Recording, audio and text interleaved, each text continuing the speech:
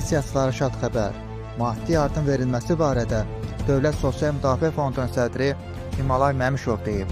2022-ci ildə Prezident İlham Əliyevin təşəbbüsü ilə əmək pensiyaçılarına maddi dəstək göstərilməsi məqsədi ilə sığorta prinsipi ilə pensiyalan şəxslərə 200 manat maddi yardım edildi.